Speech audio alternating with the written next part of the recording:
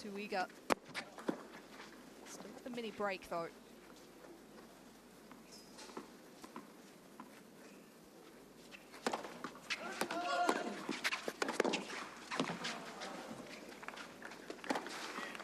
Tough smash to take on. Pretty deep in the court. Bold play after a huge forehand. 3-1, Greek ball.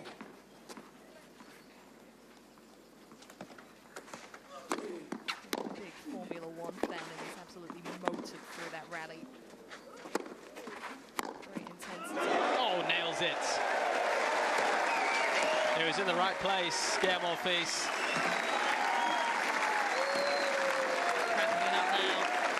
And the forehand of real quality to keep this game alive. Going in this tie break.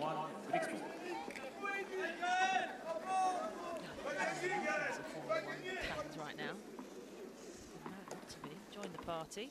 Max Verstappen.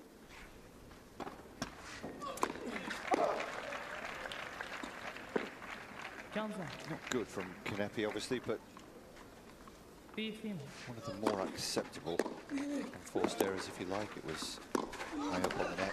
It was not an easy shot to play, and she was trying to take the aggression to the server. Oh, he's nailed it. What a tough drop shot to find. It was perfect. That was all about the first serve. Did well there. Changes, standing a little bit of pressure, real things up at 4-all. 50% accuracy on first serve now. To produce that. Over 70% of the points when she does Brilliant. And Monfils Second doubled serve, over. 45%. They seem to find a bit of a second win in this third set. Maybe that's just starting to run out for him. Roaring in the crowd as they witness a third double fault match to 3 by Kanepi. Now, Might just be. pressure on Greek sport. There's a lot riding on this next point. Had a much longer first round match here in Strasbourg. Even though it was in straight sets, took just 2 hours. 2 seconds shy to be strict about things. 1 hour 59. I just don't know if that deep return Five. position has really Is worked that for him 6-7-5? in this match. He's struggled a little to strike. There was one moment, very back end of the first set, where Couple of loose ones. Alarm bells ringing here for Monfils. This is where playing quickly between points. Really important time. Should have been looking at break point now, you would think. Kanepi instead has a chance to tie the scores at 4-4 after exactly an hour and 30 of this contest.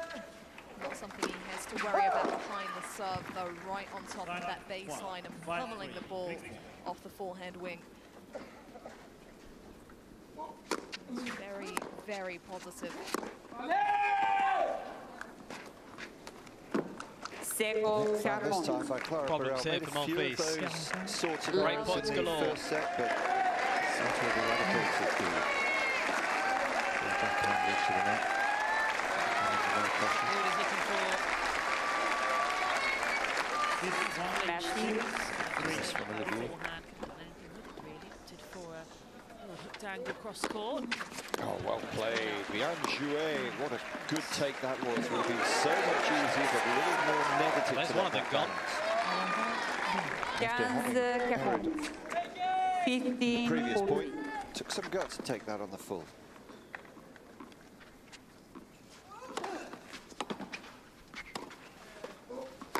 He squeezes through his opening match here in Geneva. It was a challenge, it was a physical battle for Greek sport, but the sixth seed comes through in straight sets. It's the qualifier, Stefano Travaglia. Lost the patience, lost the point, and lost the game. Opportunity was knocking for Well, Kanepi. it's not the best of games from Monfils. A bad time to find it. The Argentine, he will serve for a place in round two. Yeah, there was a definite feeling of having to He do it leads the hard now, way, Pedro even though it was Kashi. the straight sets finish, and I 5 think a games lot to of that 4. had to do with the event. With a record He here, had the who chances, first and you've quarter got to final credit for 2 Travaglia years on actually for tour the way for Clara Burrell. he stepped And up first on on those play occasions. for 9 years for Game Kaya before, Kanepi. that drop shot in the tiebreak was a highlight, but the serving form of Greek's ball was enough that it just wasn't going to cut it in the end. So all the credit to the number 6 seed. Didn't break midway through the match, but worked his way through. Last quarter-final that Kenepi had in the career Positives was for Chevalier this week. in September The last year, qualifying right? rounds done, End of the month. into an ATP main Home draw territory. and pushing Greek sport to lost play at a good level of tennis. So I think semi-final in the end to there's a lot to take away from top that. seed and her compatriot Annette Climb the Kontaveit. rankings once again.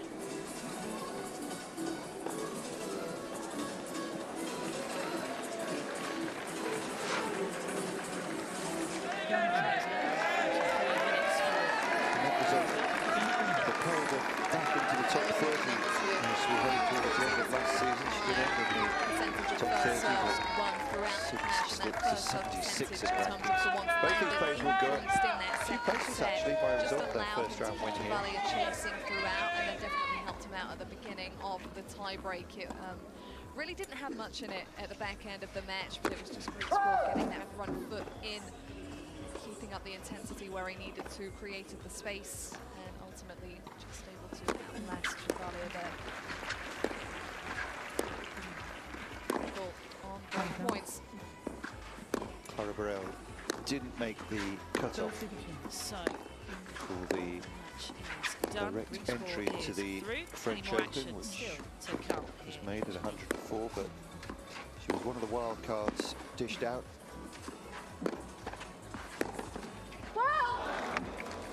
That goes Nicely looking played for the from backhand Kenepi. up the line, just leaking it.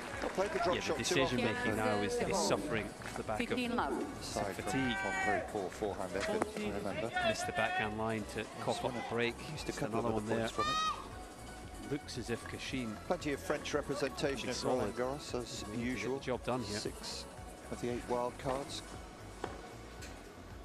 going to French players. And Clara Burrell is the recipient of one of them. Meanwhile, she hopes to go there with So we at can least a take look at quarter-final this top appearance in section Strasbourg. of the But draw after the Casper-Ruud, of course, the #1 seed here. Still a match to be completed to see who he will take on, Delian and Wolf.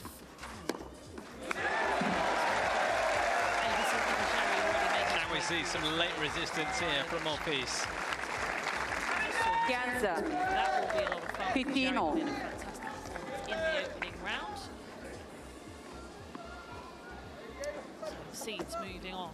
Wow, Ruud moved through the bye in this section. 6 seed joining him in the second round. And I mentioned that there was one match to be completed in that section. It is Delian against Wolf. It will be the next match out on court, and then we have the evening session, the much anticipated return of Alexander Zverev after that injury he sustained last year. Maybe we will. Grabbed that point by the scruff of the neck. 15-30. It was an effective return.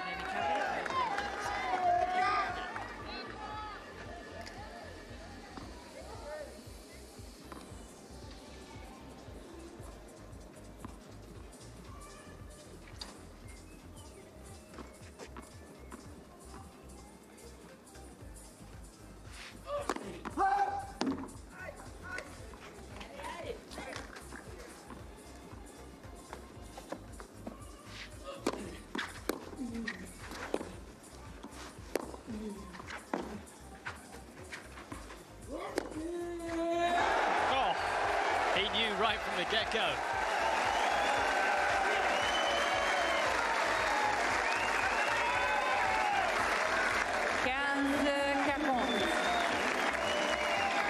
As soon as he has time on the forehand, as he did here, you're in trouble. Big hit, ripping the spin. Messi.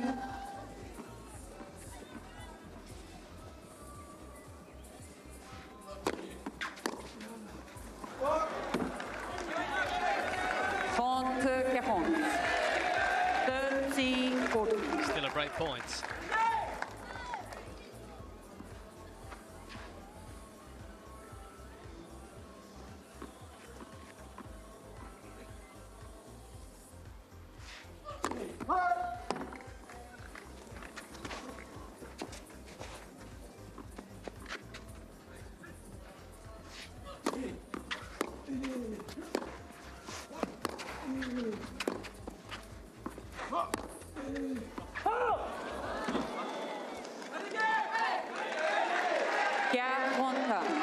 Good.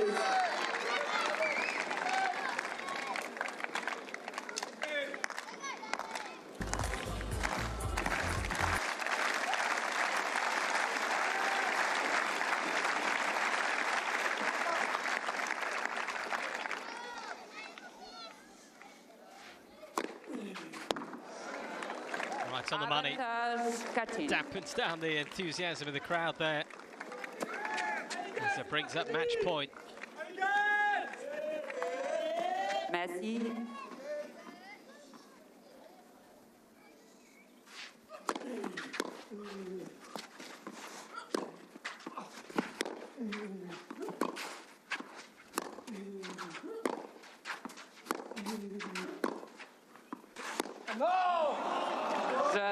It is the win for Pedro Cachin.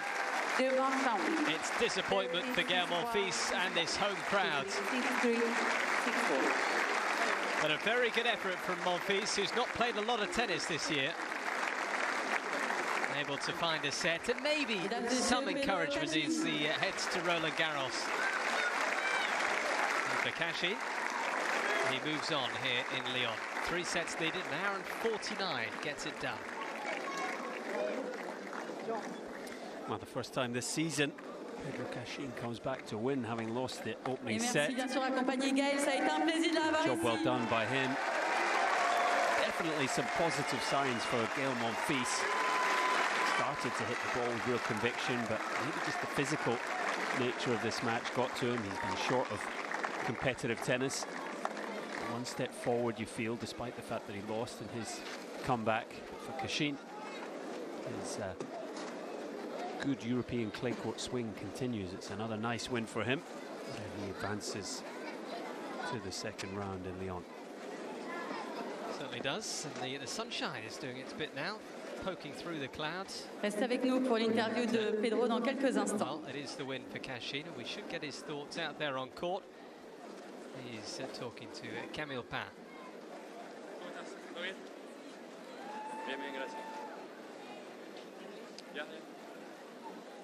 Pedro, well done.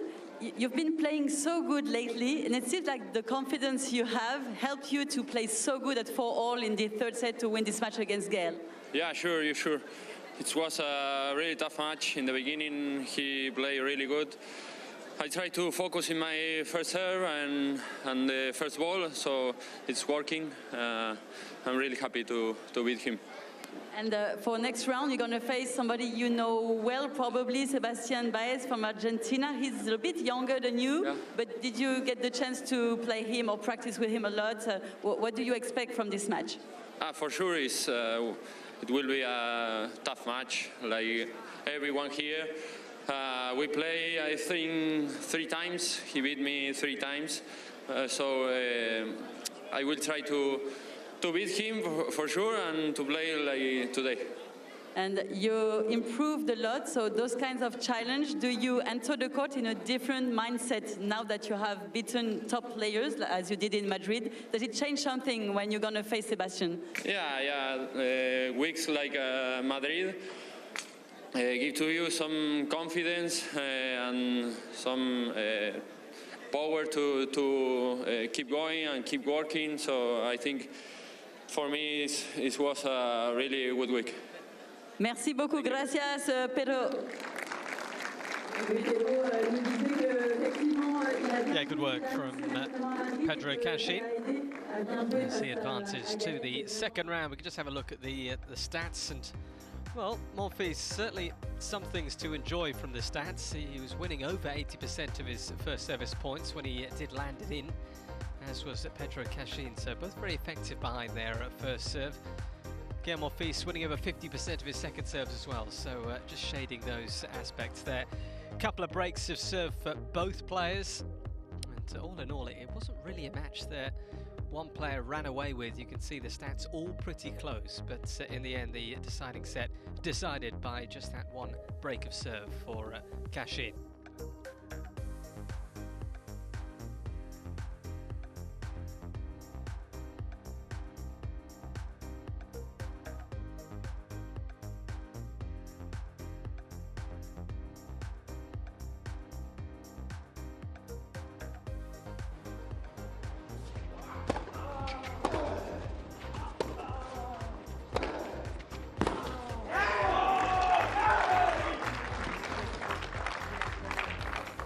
5-4, Nava.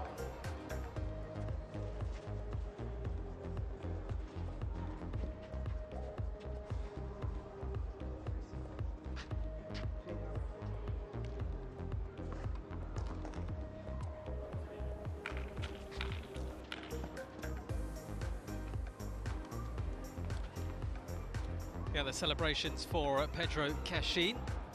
And that is our second match of the day done and dusted. We're going to have a look at the part of the draw that Cashin finds himself in. As mentioned in the interview, he's going to be taking on a compatriot of his, taking on Sebastian Baez, who was the early winner today against Martin Fucsovic. So that should be interesting. Cashin against the younger of the Argentines, and Baez was pretty solid against the Hungarian. He'll have to be once again against Cashin, but that could be a really interesting affair, that one.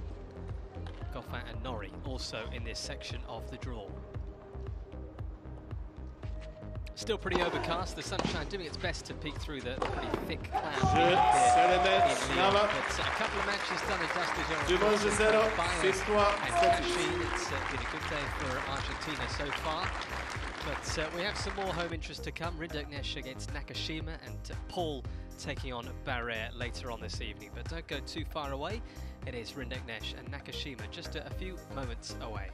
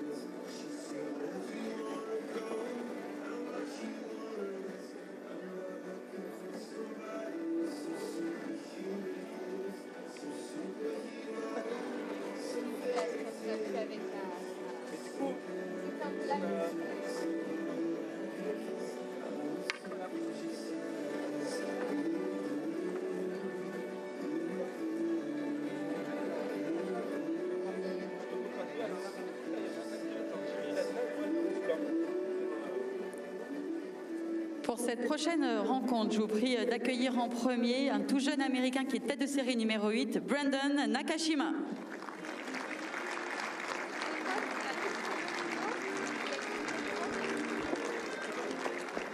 Et merci Welcome back and good afternoon membre de l'équipe from de France Lyon. l'année dernière en Coupe Davis, un des meilleurs joueurs français, Arthur Rinderknecht. And we are into our third match of the day. And we've seen victory for a couple of Argentines already today. We will look forward to seeing Arthur Rinderknecht of France. He'll be taking on Brandon Nakashima, the American, who has had his struggles with injury over the course of this season, but got a good win yesterday. Perhaps one of his best on this surface over a rather ailing Diego Schwartzman. Nick Lester is mine. Colin Fleming is alongside me for this one. How you doing, Col? Yeah, very well, thanks, Nick. Interesting tennis already today, and well, this should be an interesting match again. The home favourite, Rinderknecht, has got a big game. He's well capable of playing on clay, playing at home, of course. And Nakashima, very interested to see how he performs. Can he back up his good win yesterday over Schwartzman? Not on his favourite surface here, that's for sure. Well, guys, a couple of reminders. We have 7 line umpires. If you want a ball mark inspection, stop the point immediately. The towel holders, some are marked with a white piece of tape. You want to take the white one, Brandon? It's okay? Okay, the shot clocks are on those corners, on the far corner from the chair. Any questions? ATP's heads, the world is tails. ATP, the world for you. Arthur, receive. Good luck.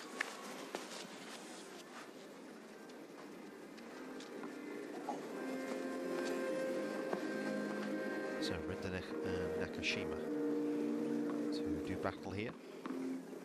Played once before at challenger level a couple of years ago over in Istanbul. It was a tight contest. Here's the draw. Tommy Paul, who went back to America actually after his loss early in Rome. 10-day break, and he's back here in Lyon. Tough opener for Tommy today.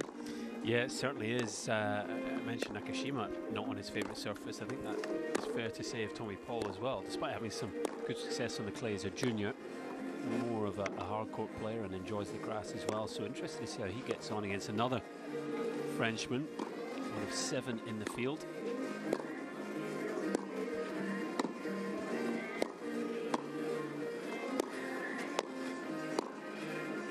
So here is the towering figure of Arthur Rinderknecht, who's currently sitting at 78 in the world, a little way off that career high. Been a bit of a stop-start season all in, hasn't he? Actually hasn't played too much on the clay. Didn't compete for 6-7 weeks. In fact, didn't compete between Miami and Rome. And then when he did come back, he got a win last week and snuck in the Bordeaux Challenger. But hasn't had too many wins on the clay, has he, Cole? No, he certainly has not.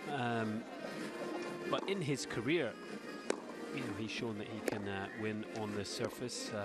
As we see, his current ranking 78, was as high as 42 in the world. Got to a highest ranked French player, in fact, French #1.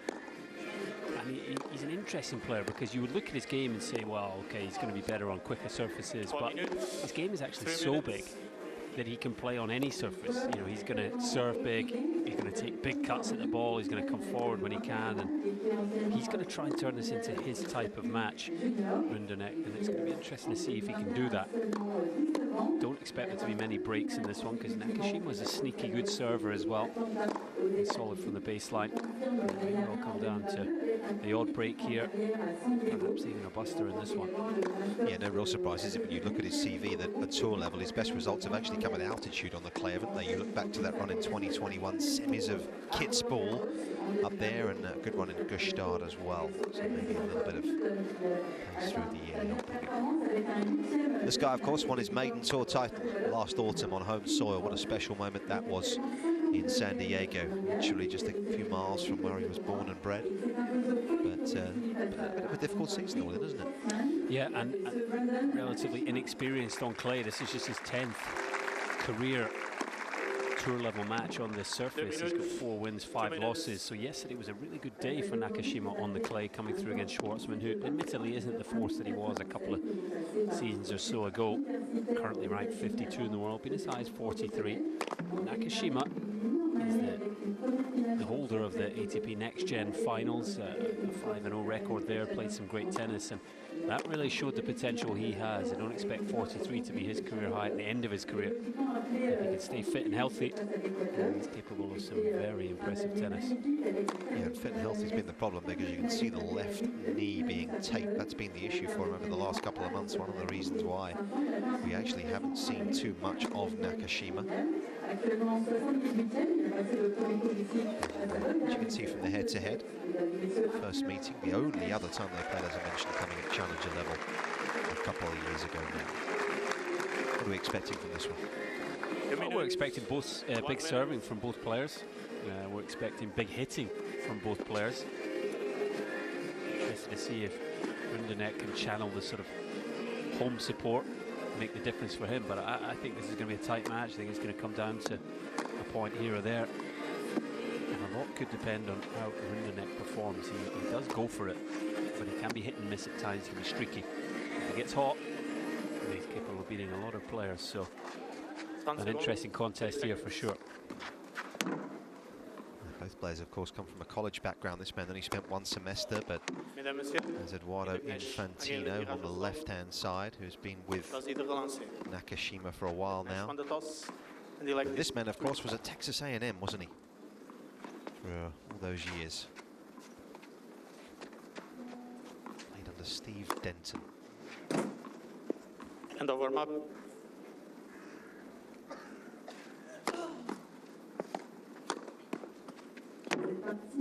Good forehand.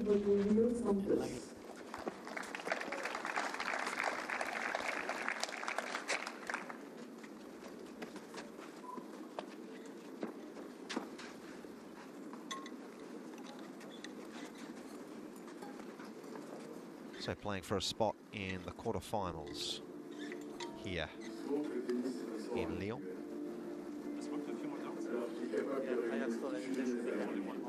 Nakashima looking for his first ever pass to the last 8 on this surface. Return or first shot after the serve. So on the other 2, but need to do so on the clay.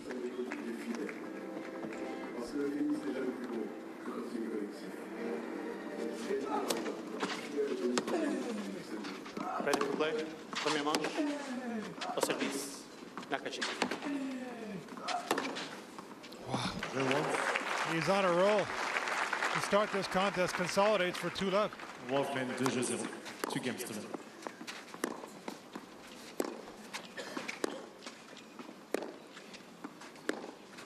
Just enjoys hitting winners. So why wouldn't you? You can hit the ball as cleanly as this. But it's the footwork. And it's not an easy shot to be able to get into the right position, but he does well, has some space.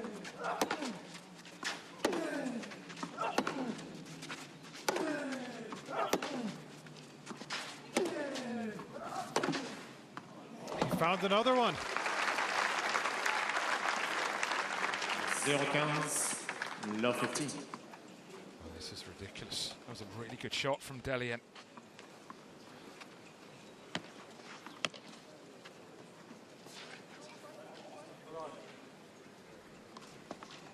He must be hoping Wolf just cools down.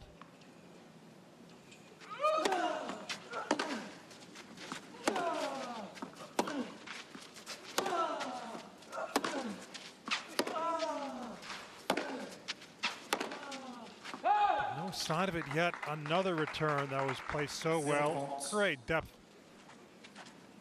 Love 30.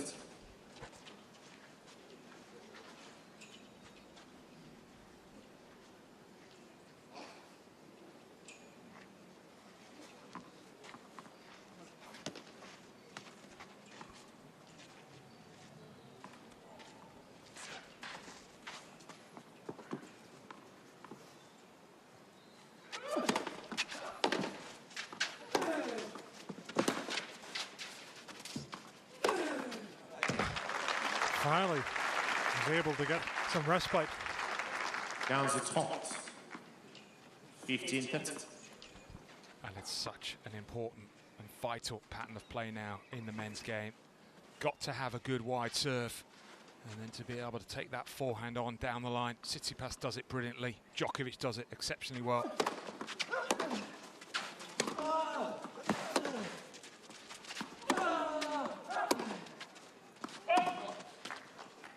Contact.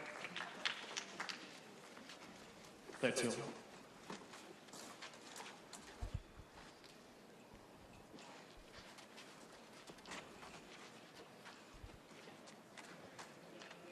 It's helped Nadal win 14 French Opens, but obviously the other way because he's left-handed.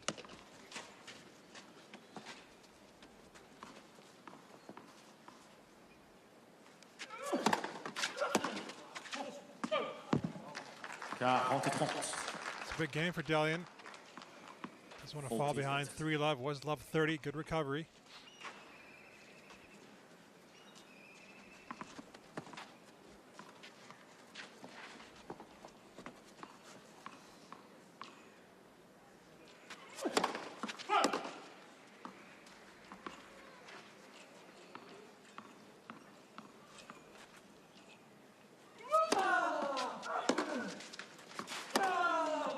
Did well to hang on there. Man, he did little wrong in the first couple of games. His opponent was just playing that good. However, he is on the board now. It's Delian, 2-1.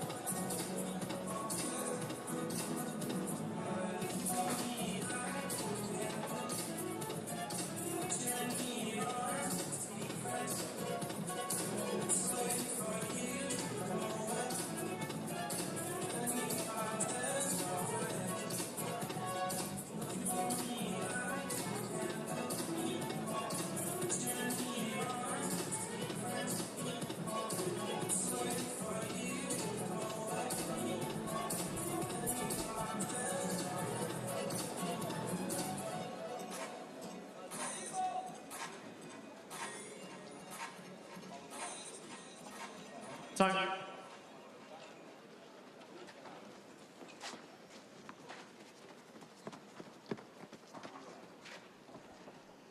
A novice playing on the clay, ATP level for Wolf. Understandable given his limited time playing at the highest level overall. First clay win came last year for him in Houston. That was against his fellow American, Jensen Brooksby. Serving here with a break, 2-1.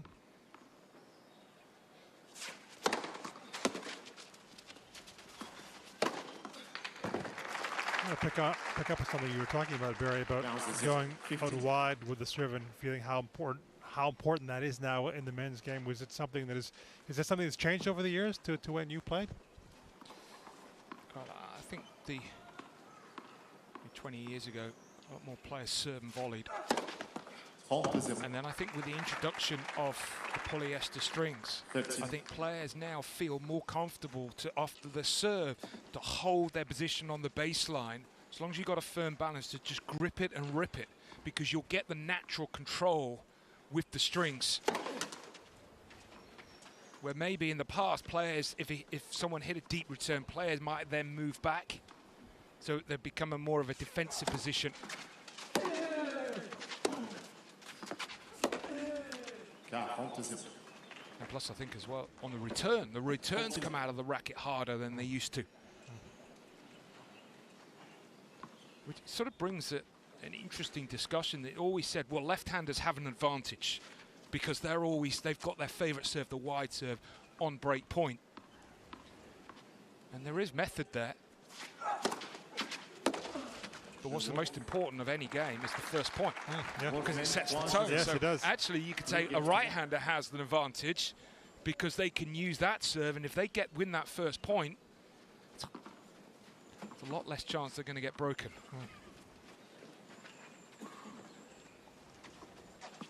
I'm just putting my case across as a left-hander. As a left-hander, of course. Yeah, that everyone feels we had a huge advantage. It always seems to be the case. The right-hander can never replicate that serve on their side, on the blue side. Of course, if you don't get that wide serve right there and the accuracy, then it's right in the slot. And someone like a JJ Wolf, the clean ball striker that he is, that was a great return.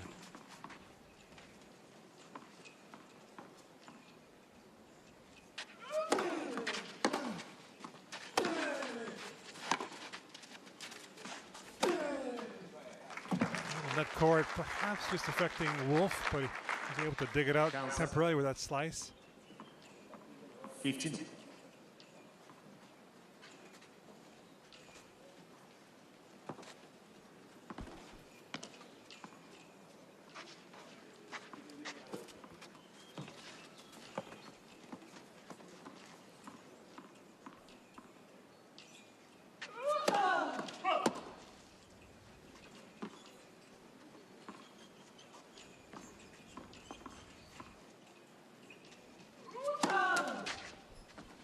I think talking about the left-handers, you know, we often do hear that the break points are played on that swinger side, the ad side, but of course, not all the time. You know, 15-40 is you having to play one on the deuce side, but most, as you say, of course, love 40 or 30-40.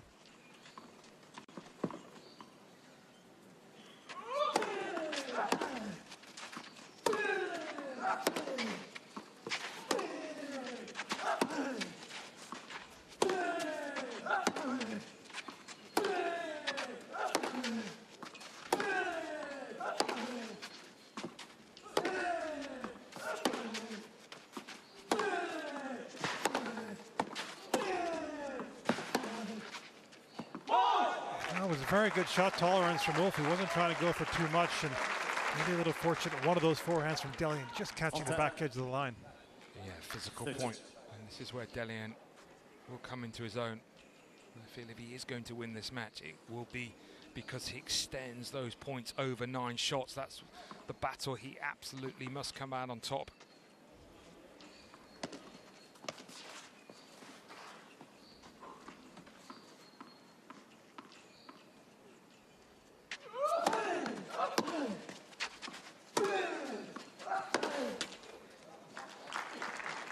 And so there, you could understand why Wolf was going for that. Maybe he's thinking the same thing. Doesn't want to get embroiled in those rallies.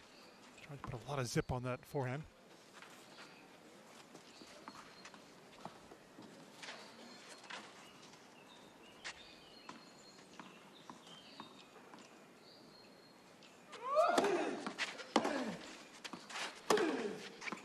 Oh, wonderful strike. Had plenty of shape.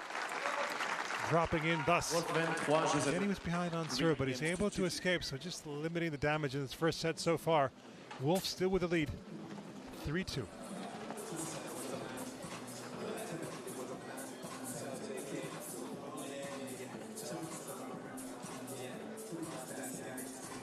Well, there's no secret where he's looking to hit that first serve, it's wide. Delian. Trying to open the court up on the ad side.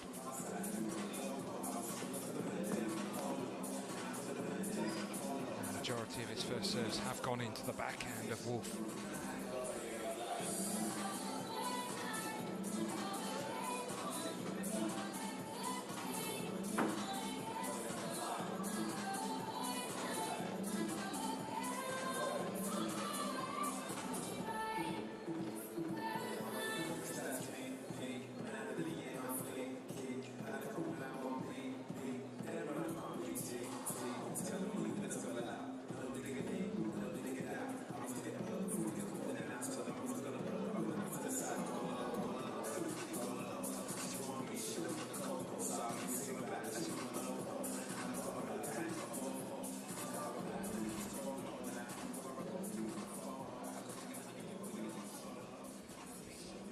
Time.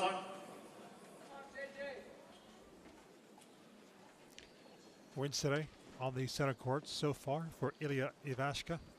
Straight sets. And Talon Griekspoor also on the outer courts. Christopher O'Connell, the Australian, he's having a good clay court season.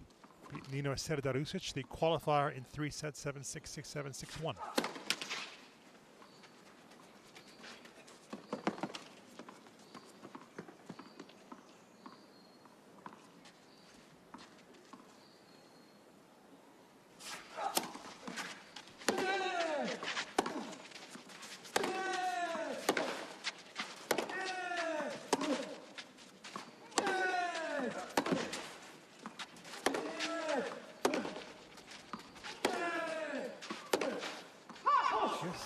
Beginning to settle and really press and force Wolf now.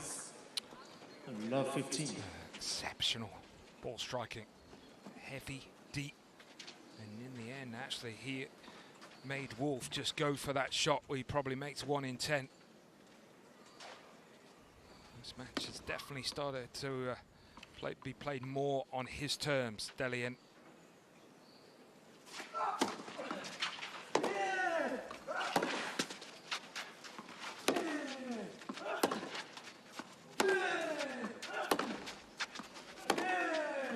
Indeed. Turnaround taking place. And this is where the rhythm that he's in now, Wolf, it's where you're looking, excuse me, Delian, it's where you're looking for someone like Wolf maybe to just turn the tables and a serve and volley. Just do something to break up the rhythm that he's in. You don't wait for too long.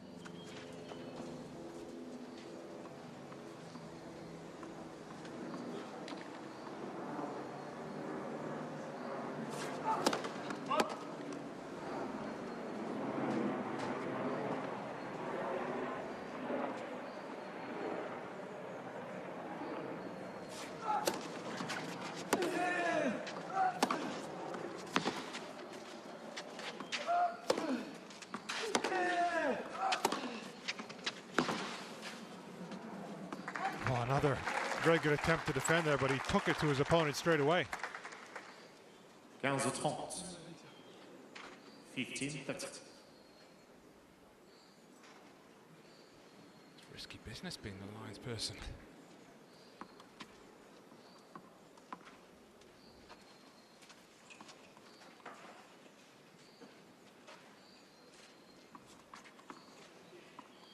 Is it 2025, isn't it? Automated line calling.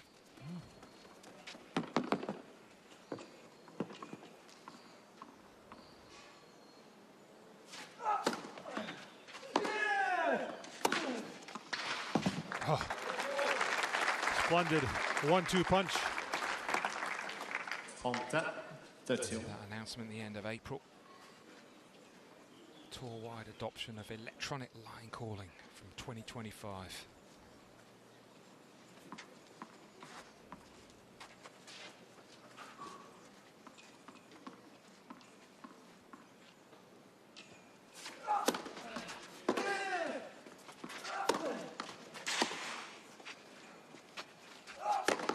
The wide serves touched on Barry in this game have been so effective for Wolf. 40-30. 40-30. So how about that? The electronic line calling on clay. What do you think the players are going to make of it in terms of, you know, they might disagree with some of the calls. Have a look at the mark. Well, I think it's right that we should be using Hawkeye for clay. I've never been able to understand why they haven't.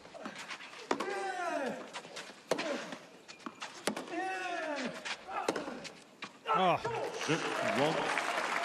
Saw a few of those in the first couple of games. The return, smashing it down the line. Wolfman, 4 jeux à 2. Personally, 4 games to 2. I'm not a huge fan of actually having it across the tour. I think it works well in some events, but I do feel it's important to still have that route for future umpires. You know, what you're going to do at the Challenger circuit, because you can't be having Hawkeye on the Challengers.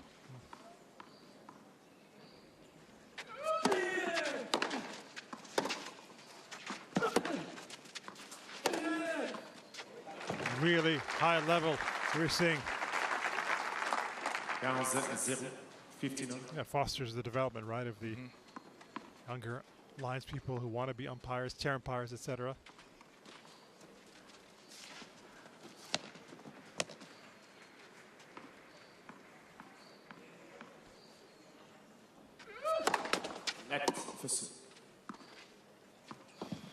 Also, I guess if you're thinking about the entertainment aspect, you know, checking these lines on clay, they can lead to some very, you know, interesting exchange. We had one yesterday in the match between Manarino and Empire. And I like the challenge system. You're waiting at the big screen for it to come up. I think it adds a little bit more drama.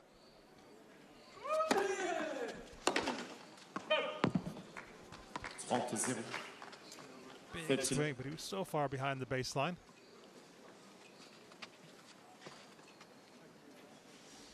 We had some contentious calls in Rome. Champires coming down, and see, that's another thing. You know, the Champire is convinced that the ball's good, for example, or long, and then you know we see it on the replay, and then you know unfortunately they're proved wrong.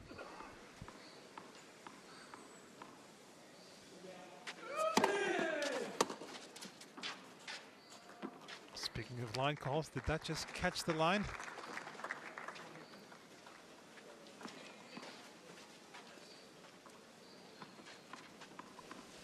Wide.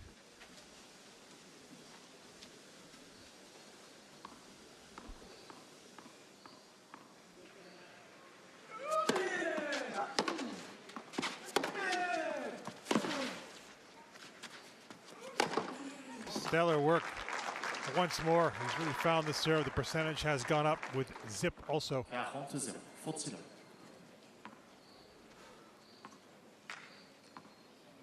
got two players playing at a very high level.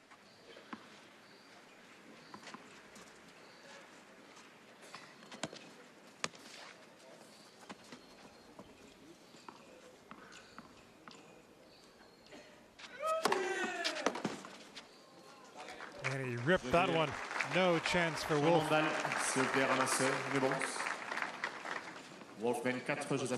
he still needs a break to win this first set, does Dalian, as he trails 4-3 after 25 minutes.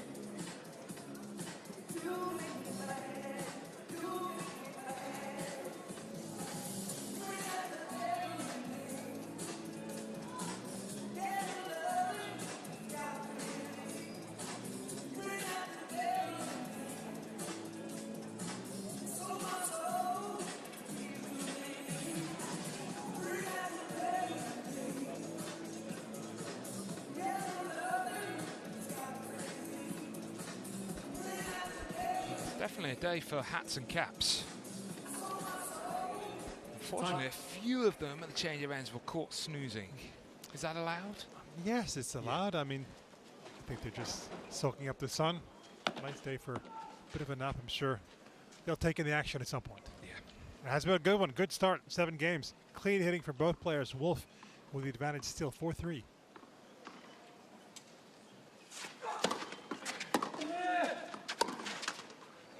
Can you get a power nap in a minute? Change of ends?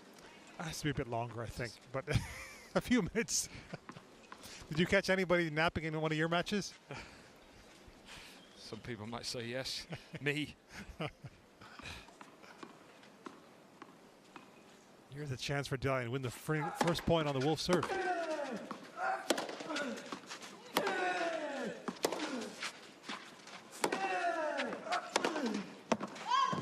An even bigger opportunity now. Yeah, it's the combination of the height and the spin. And Wolf is sort of, you feel, fighting himself now, whether he holds his position on the baseline or whether he does. If he is forced back, how does he get that balance right? Does he come back with the flat hit, or does he then have to play with a little bit more shape?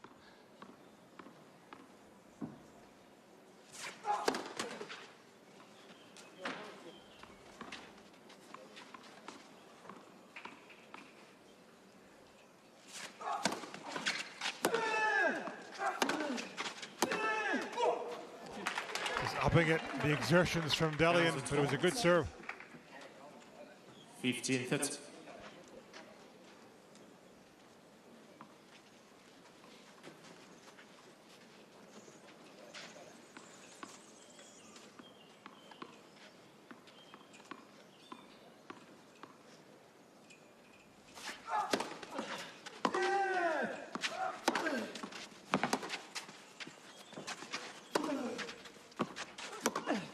Well, he thought about coming in. Maybe he could have. Would have been an opportunity, but he wins the point nonetheless. 30.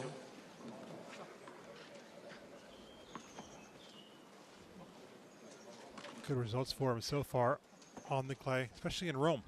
Won a couple of rounds. He beat Hubert Hurkacz second round before losing a close one to Sasha Zverev, who'll be up next in the center court.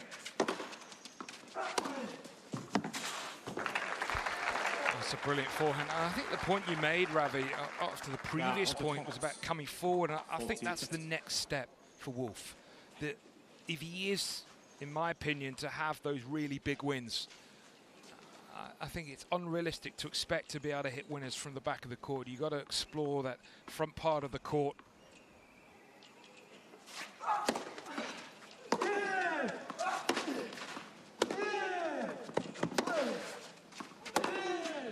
Oh, a little bit fortunate. It seemed like he was caught out. He was so keen to take that forehand in the backhand corner. 5-3. 5 games to 3. Because against the very best players, when they're playing at a high level, you need more than just the plan A. I mean, plan A is excellent, but you need more than just the plan A. You need different levels, different alternatives. In his case, Bear, does he need more of a plan A than others? Does he have the hugest of the weapons from the baseline to be able to hit through like some of the other players?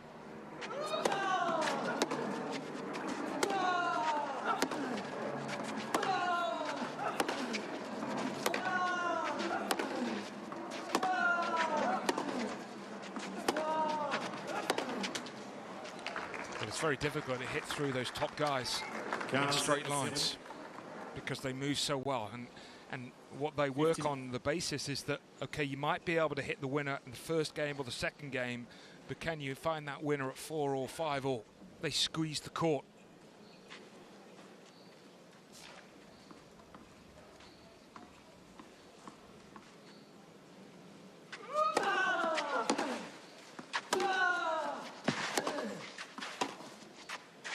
Oh, that was a high degree of difficulty. It came at him so quickly.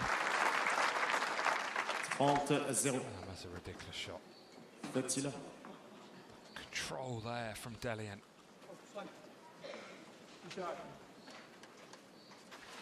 Nice from Wolf, in case you missed it, saying good shot to his opponent.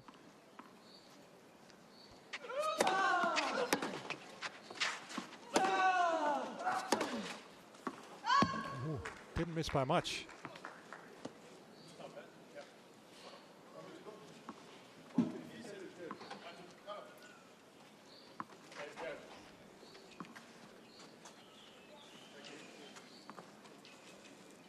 I think he had taken the word of Delian there, Wolf, but Champard just making sure. 40-0. 49. He didn't have a Greg Allensworth moment. No.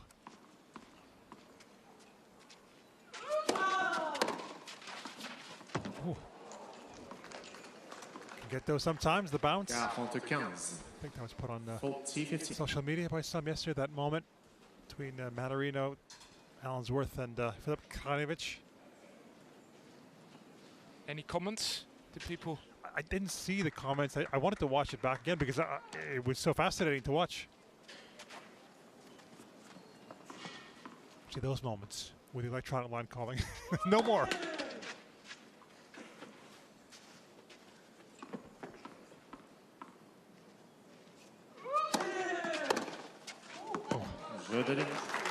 Too much.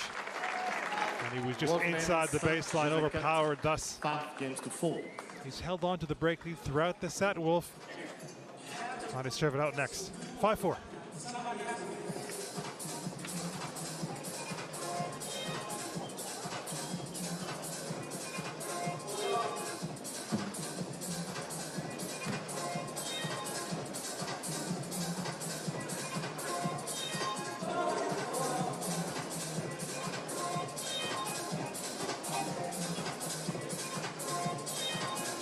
Basically, Greg Allensworth overruled Mannarino. Mannarino said it was out. Greg Allensworth came on court and said, no, it's good. And then... No, it was the opposite.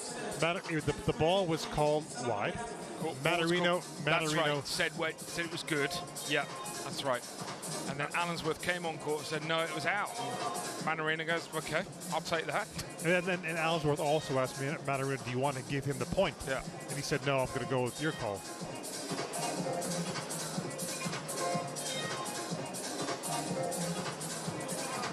I suppose you still have those moments, even with a line call in, because the players will go to the umpire. That ball can't have been good or wide. They'll have some sort of a discussion.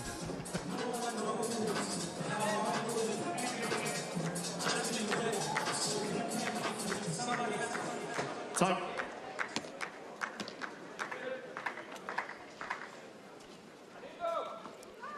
Flying start in this first set for J.J. Wolf. Since that time, Delian has really worked himself into the match. It's been more of a balanced encounter. Let's see if Wolf is able to serve it out and grab the advantage.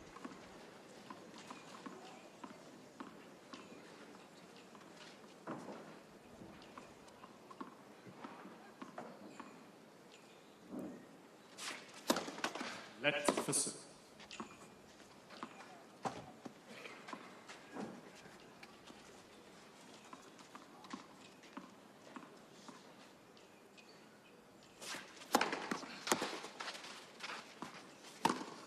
Oh, extra on the serve. 15-0. Last couple of service games, 15. he's dropped the opening couple of points, so it's a good start for Wolf.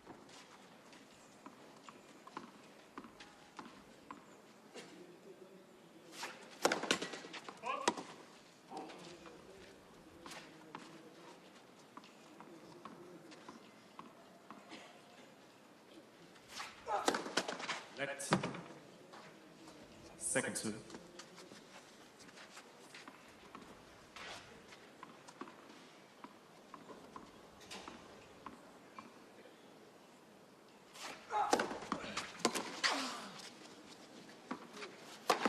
I always think of the word adjustments for players, and in this service game, all the serves directed down the tee. Maybe he felt like Delian was getting a read on those ones out wide. 30-0, 13.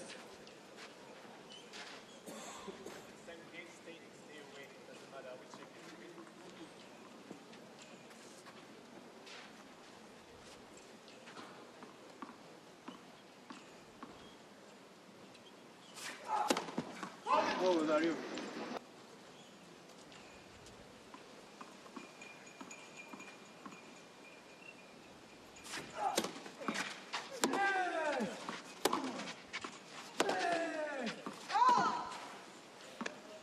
Those guys, not he's the only one. Playing so unfair. Not close enough for the liking of Delian. 3 set points. No, 22.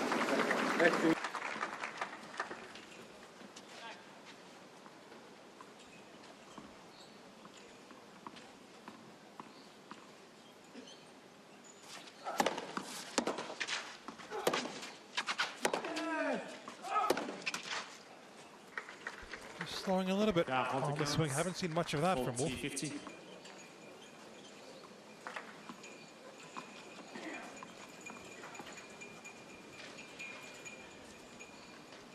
Wind's picking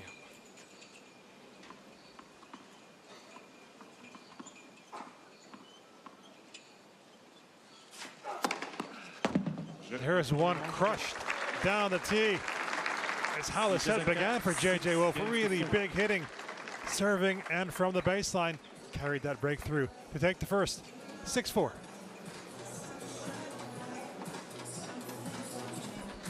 I saw on the speed gun that last serve at 229. Whoa.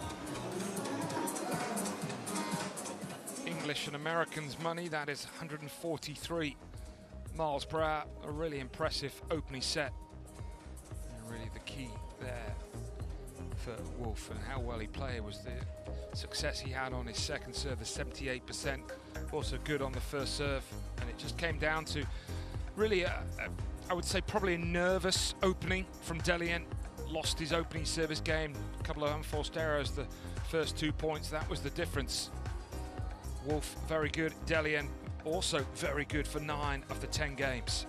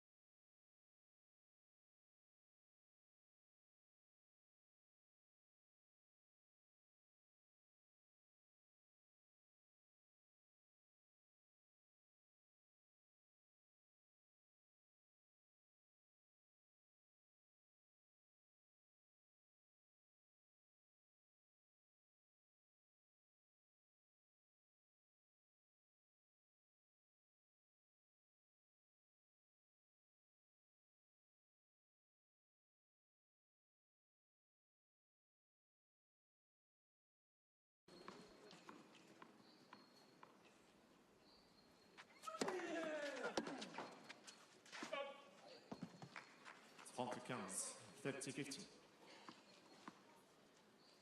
certainly enough in this for Delian. It's going to be interesting to find out what he thinks right now.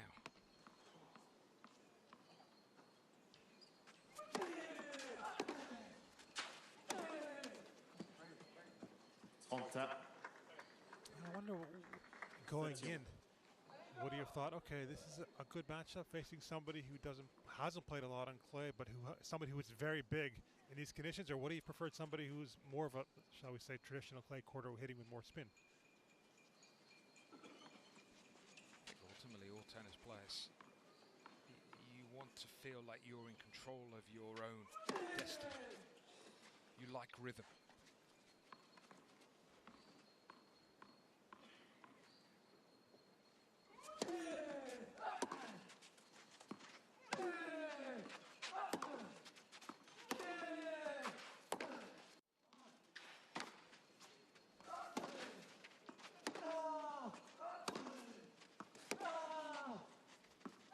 So well played. The depth terrific.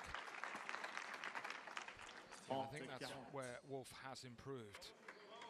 Maybe in the past he's sort of guilty of going harder and harder and harder. So eventually you're kind of inevitable he's going to break down. But I think sometimes in the longer points he's quite happy to sort of reset, still play aggressive tennis, but play the percentages. And he has a break point to start the second to grab hold of this contest.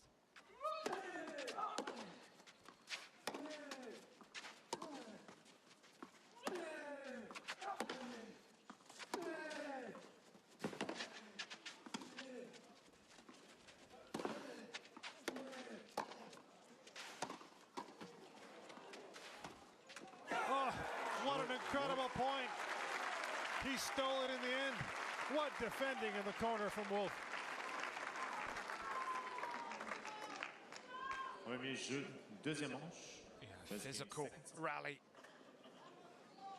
But I was slightly puzzled why he looked to take the one hand off the racket here, Delian. I mean, it felt like he had plenty of time to hit the two-hander.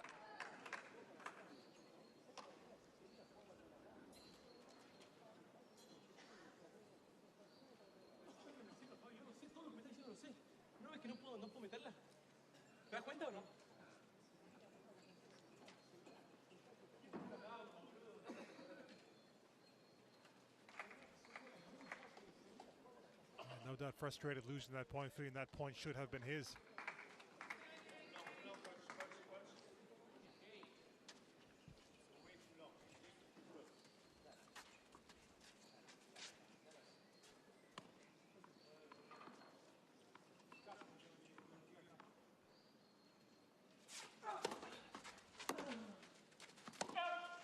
Zero. 59.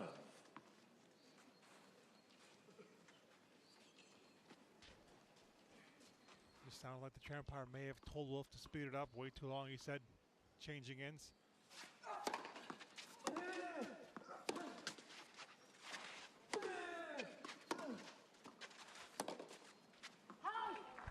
I actually come from the theory I don't like soft warnings. 13. I actually feel that the umpires, across the board, they should just enforce it. If you're over, obviously it's an exceptional circumstance like you break your shoelace or you break your racket, but I think if you change ends, I don't see why some players should be able to be punished and some players not.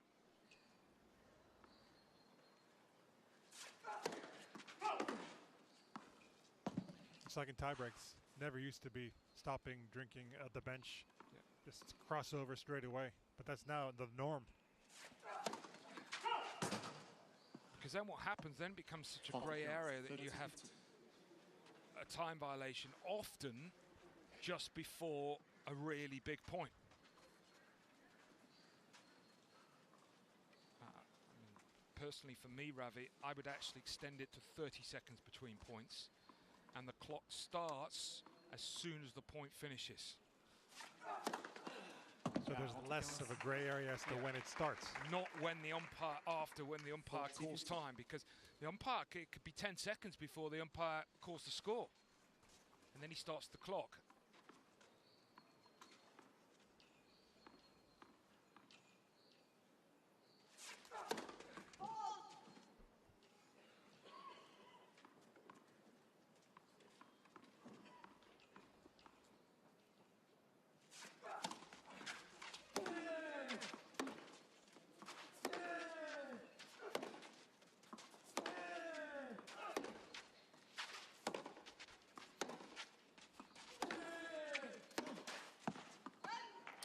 One of the reasons I'm a big fan of the clock is after a long rally, it then makes players actually have to find different ways to win the next point. Because the easiest thing is after a 40-shot rally is everyone said, well, an amazing point, give them a little longer, but then you've got potentially another 40-shot rally. I want to see variation.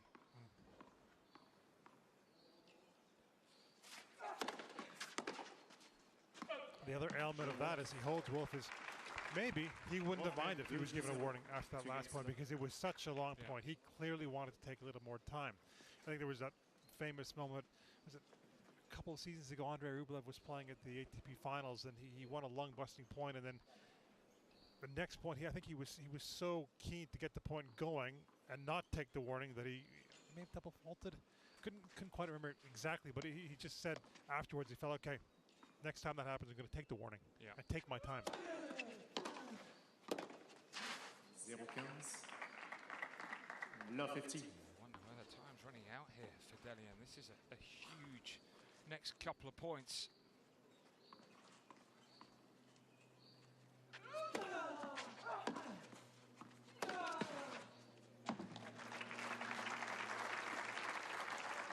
Quinze, 15 all.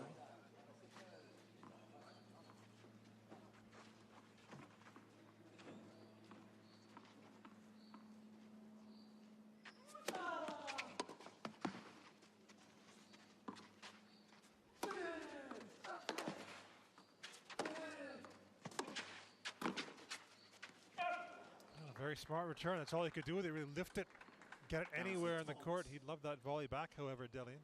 15-30.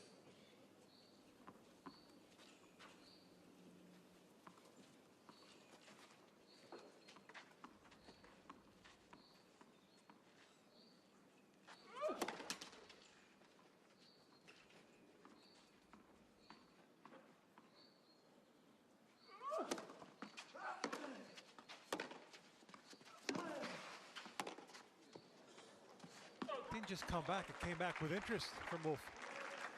15-40. 15-40. He's a very dangerous player.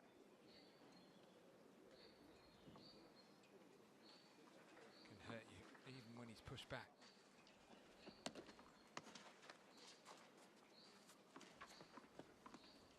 Seeking a double break now. Oh, and he has gotten it. And how?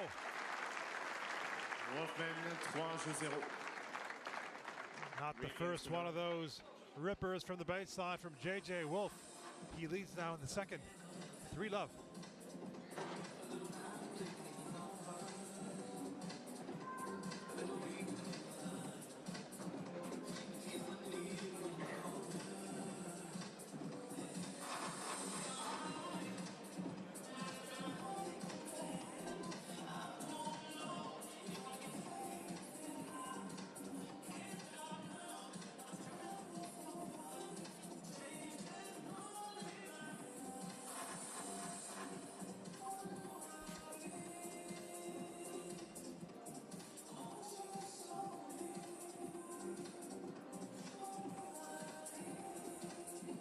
Must be a remix version of I Want to Know What Love Is. I think Foreigner, it was a ballad song, I Want to Know What Love Is. If you're a tennis player, you know what love is. Love.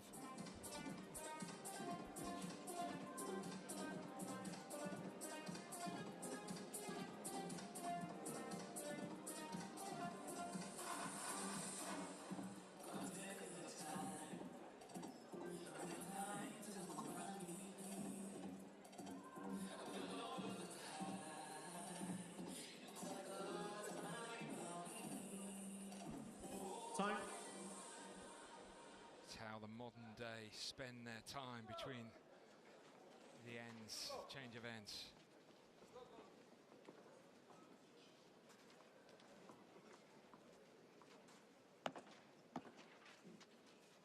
Unless they're looking at the stats. Maybe. Impressive what he's done today, JJ Wolf.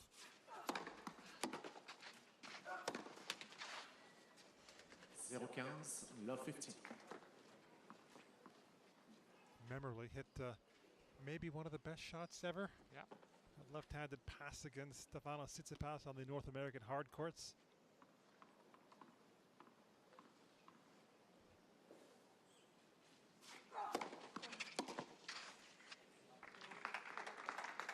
Quinze, 15 on. It was so natural. You wonder why he doesn't play with two forehands.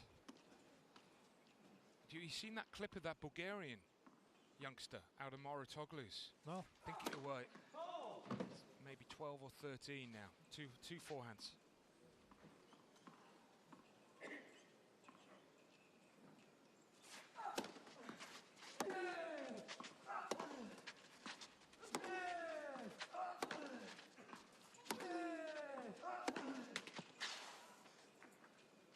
15-30.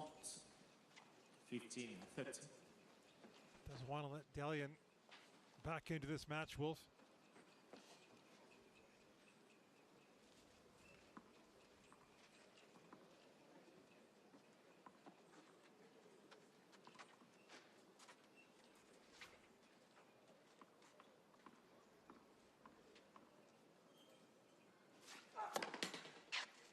Leadfoot.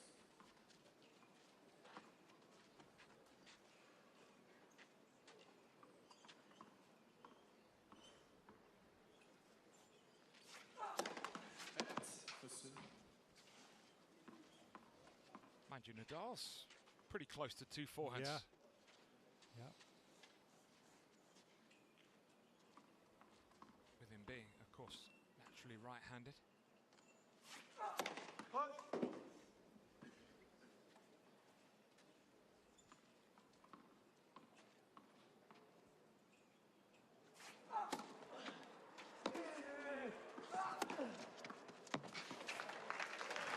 I've heard of players over the years in the lower ranks who can hit 2 forehands, but you would know this better, or the person to ask. How, you know, if you have 2 forehands, changing the grip both sides, I mean, does it take more time?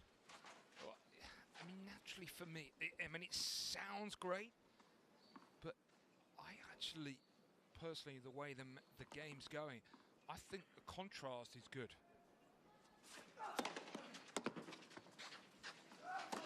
And the reason I say the contrast is good, if you've got the same ball coming from both sides, is it then easier to get into rhythm? But if you've got different ball coming, if you've got naturally a forehand that plays with a lot of spin, a lot of shape, and you've got a backhand that's flat and stays low, is that going to take you more out of your rhythm? Oh, that's well, potentially a big miss if he drops serve in this game. Wolf. Juice. Unless, of course, some way, somehow, if you have on the one side you hit with heavy tops, and the other side you hit very flat. Well, it's fascinating. You know, where will we be in 10 years' time in the game?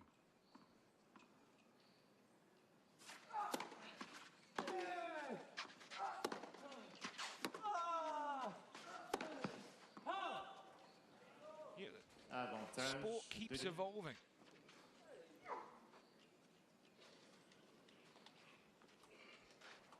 I have someone who's serving volleys first and second serve. Yeah. See how the speeds go. Yeah. The courts. Speaking of evolution in this game.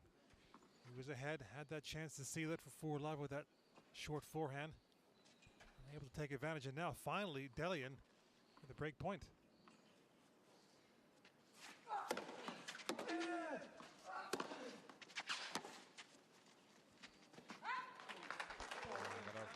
Lucky break there. A rough bounce for Delian.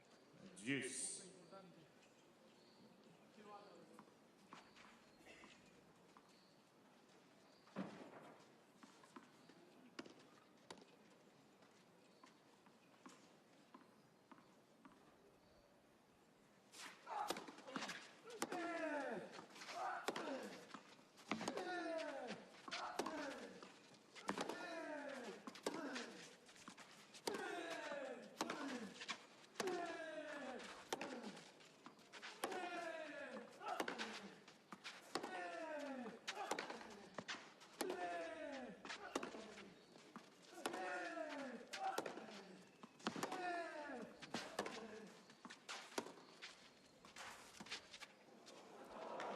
One of the longer exchanges, maybe the second longest one, both seemingly won by Delian. Avantage de ligne.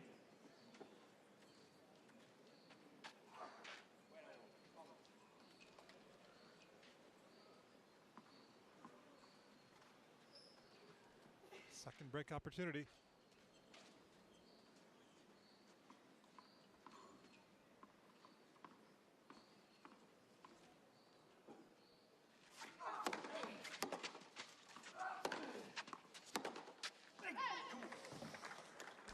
Oh, you can understand him hitting it where Wolf was. He was in that backhand corner. And was that shot because of the point before? That was a punishing point physically. Maybe just not willing to dig deep again as he hadn't recovered. As always, it's not who wins that long point, it's what happens the next 2 or 3. It's more important.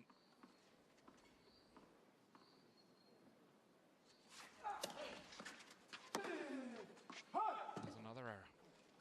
Avantage Wolf.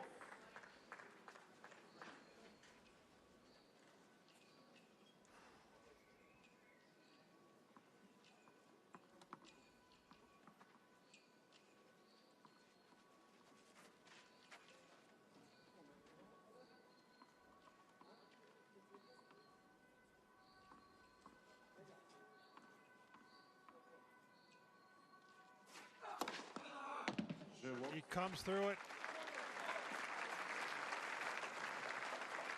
And will that just ensure that he gets over the finish line, Wolf? 4-love. 4 games to love.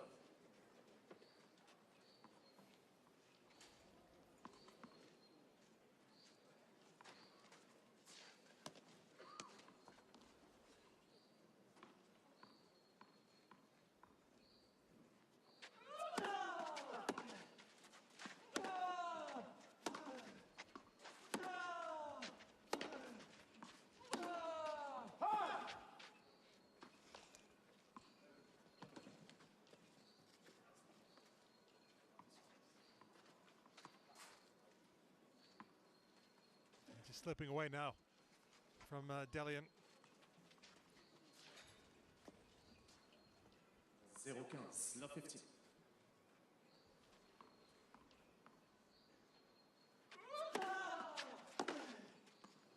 Oh. 0-30. Well, you know he's feeling good about his tennis. Love 30. When A, he's attempting these shots, and B, he's executing that. Is absolutely brilliant. And a heartbreaker for Delian.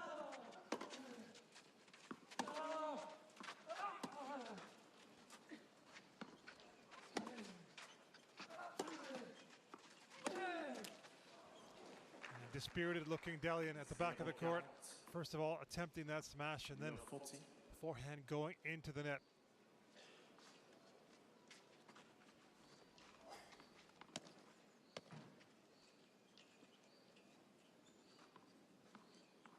Three more break points. Able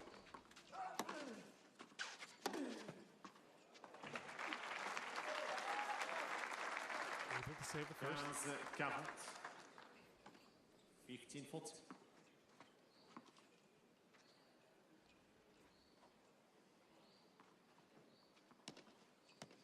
Nice rankings of 160, but he's a much better player than that on this surface, Delian.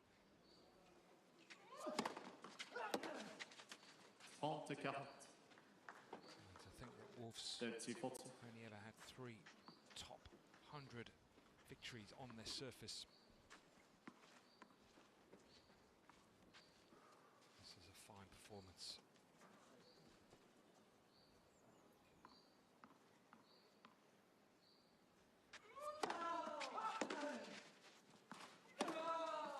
Oh, well done, however, save all 3. 41. Juice.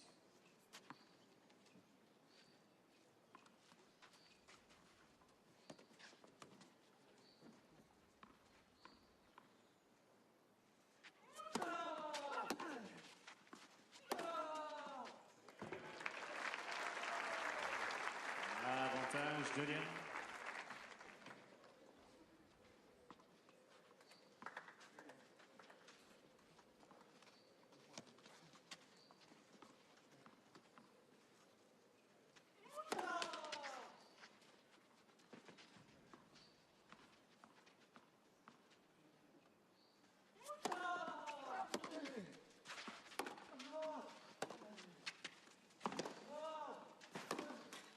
Superbly done from Delian. Not only on that point to repel that low slice, but also in the game. He gets out of it, keeps his small hopes alive of turning this around. 4-1 in the second.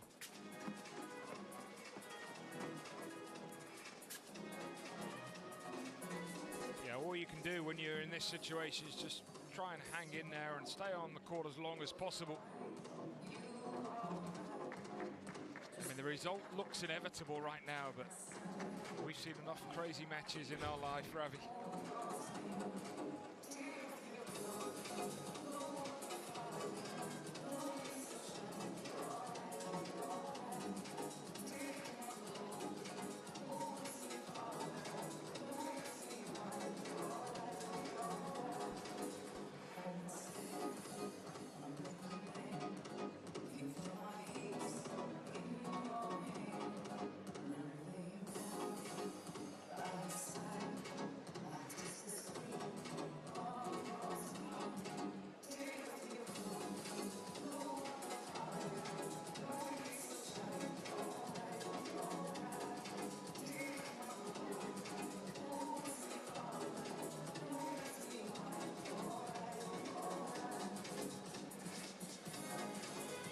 First RF hat I've seen in 2 days.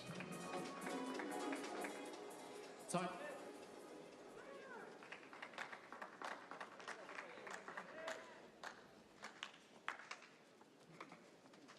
Thinking of other players with those initials, RF in tennis. Sorry? Other players with those RF initials in tennis. Richard Fromberg, that's one that comes to mind. Wolf serving here. 4-1.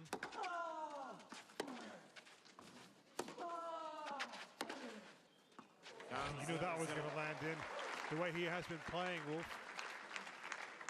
15-0.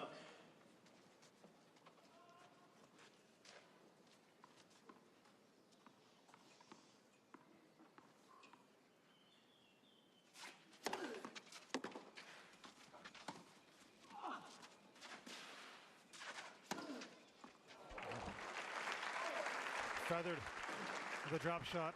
30-0. Of course, Feather played here a couple of years ago. There's one appearance. Mr. Andujar.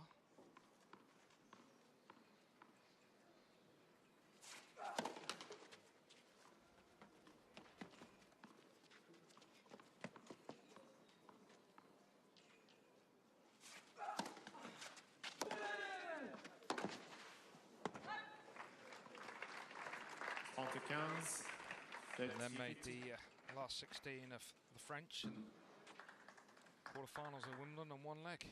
Yeah. And then unfortunately, that was it, as they say.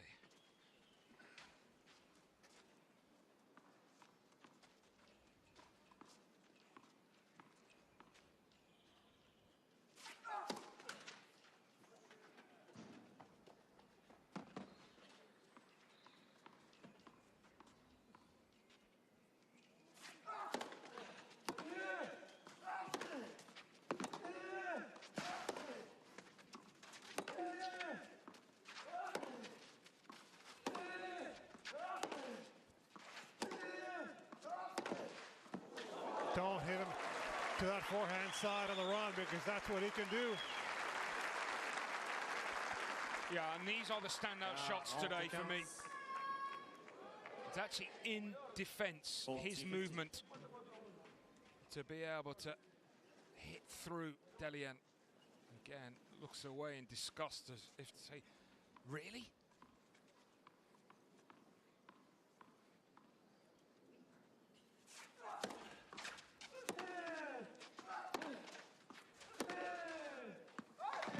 What's that last game behind him? One more game needed, 5-1. Wolfman 5-2. 5 games to 1.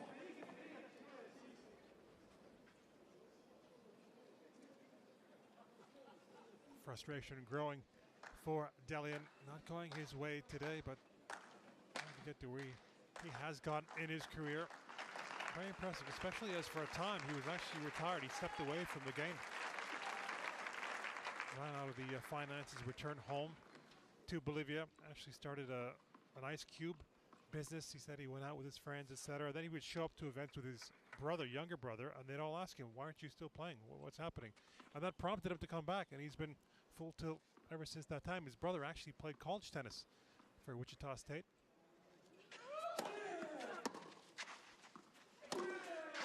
And he's been able to play at the Olympics as well.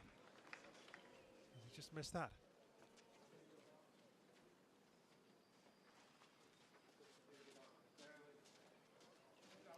I think he knew it, Delian. Seems really close. 0-15, love 15.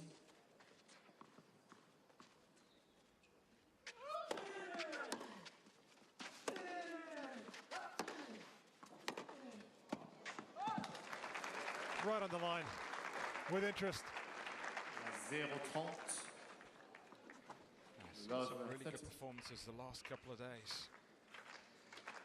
JJ Wolf here. Vaska earlier.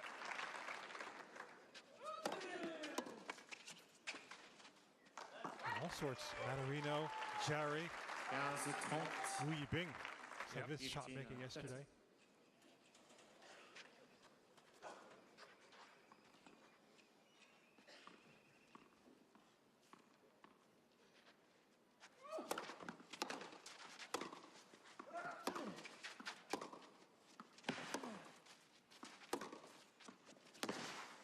Take that, he says. He's seen a lot of that from Wolf.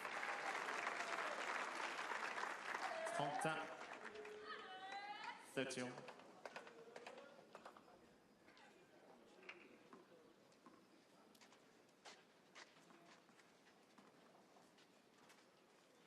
Also had the chance to represent his country at the Olympics. Face Novak. Got a piece of his kit, I believe, afterwards.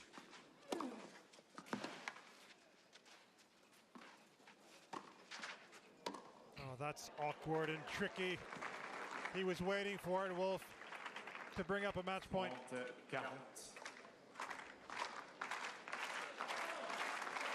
had all the answers today.